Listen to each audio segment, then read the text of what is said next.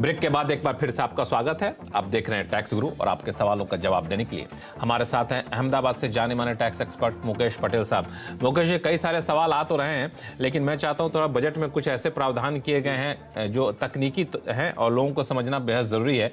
उसमें से एक टीडीएस के रिफंड का प्रावधान बदला है सरकार ने, तो इस सेक्शन में जो बदलाव किया गया है उससे थोड़ा मैं समझना चाहूंगा कि ये बदलाव आखिर है क्या। फिर आगे आपसे एक दो सवाल और पूछूंगा इस पे। जी जी। अब लक्ष्मण जी, एक ये सुविदित है कि कई बार क्या होता है कि आपने अपनी जो इनकम है, आपकी आय है, वो टैक्सेबल इनकम को आपने अपने रिटर्न में दिखा दिया। उस समय पर उसमें से कोई टीडीएस की कटौती की नहीं गई है, इसलिए उस साल का आपने रिटर्न भर दिया, इनकम दिखा दी, आपने खुद अपने ओर से टैक्स भी भर दिया और आपने रिटर्न फाइल कर दिया।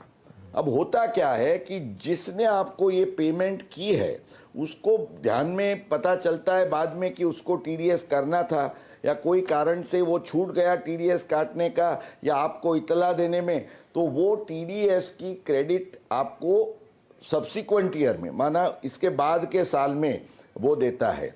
अब होता क्या है कि आयकर कानून के नियम अनुसार 199 सेक्शन ये कहती है कि टीडीएस की क्रेडिट आपको जिस साल में आप इनकम दिखाते हैं उस साल में आपको मिलनी चाहिए।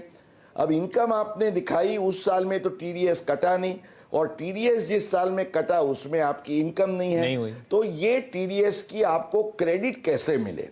तो ये एक बड़ी दुविधा थी, और आपको ध्यान है कि हमने आवाज में भी इसके लिए आवाज उठाई थी कई बार। तो इस बार उन्होंने ये एक अच्छा प्रावधान किया है कि जो 1 अक्टूबर 2023 से इट विल बी इफेक्टिव, क्योंकि ये प्रोसीजरल प्रोविजन है, इसके लिए एक फॉर्म प्रिस्क्राइब किया जाएगा कि ऐसे केस में आप एक फॉर्म भर के जो टीडीएस की क्रेडिट है वो मांग सकते हैं। तो जिस साल में आपकी टीडीएस की कटौती हुई है उसके लिए आप असेसिंग ऑफिसर जो आपके हैं उसको अप्रोच करके ये फॉर्म फाइल करेंगे तो आपको ये क्रेडिट दी जाएगी। चलिए, वेलकम रिलीफ एंड प्रोविजन।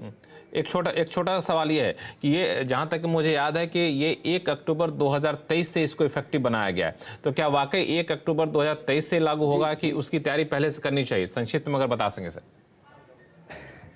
अच्छा, हाँ, इसमें क्या है लक्ष्मण जी कि 1 अक्टूबर 2023 से ये फॉर्म आएगा और आप असेसिंग ऑफिसर को अप्रोच कर पाएंगे, पर इसके लिए ज़रूरी नहीं है कि केवल 1 अक्टूबर 2023 के बाद के ट्रांजैक्शन टीडीएस की क्रेडिट के ही लिए आपको रिलीफ मिलेगी, क्योंकि सेक्शन में ये कहा गया है कि इस फॉर्म में आप जिस साल में आपका टीडीएस कटा है उस साल के अंत से लेके 2 साल के अंदर आप एप्लीकेशन कर सकते हैं। इसका मतलब ये हुआ कि फाइनेंशियल ईयर 21-22 और 22-23 ये दोनों सालों में अगर ऐसी कोई दुविधा आपके लिए खड़ी हुई है तो उसकी रिलीफ आप 1 अक्टूबर 2023 के बाद भी फाइल करके कर पाएंगे। और मुझे ध्यान है कि 21-22 में बहुत सारे लोगों को ये परेशानी हुई है, उनको इंतजार करना है, 1 अक्टूबर 2023 के बाद उनको रिलीफ मिल जाएगी। चलिए, तो अगला सवाल हमारे पास आया मुकेश जी, आपके शहर से, अहमदाबाद से, मेघा कपाड़िया जी का। हमारे साथ फोन लाइन पर जुड़ चुकी हैं। मेघा जी, क्या सवाल आपके पास? हाय सर, हमारा एक फैमिली बिल्ड ट्रस्ट है, तो बजट में जो नए टैक्स रेजिम का अनाउंसमेंट हुआ है उसमें अंडर सेक्शन 115 बीएससी के तहत हमको कुछ फायदा होगा कि नहीं होगा? मुकेश जी। मेघा जी, मेरे ख्याल से आप चार्टर्ड अकाउंटेंट लगती है, क्योंकि आपको बिल्कुल इसका पूरा ख्याल है।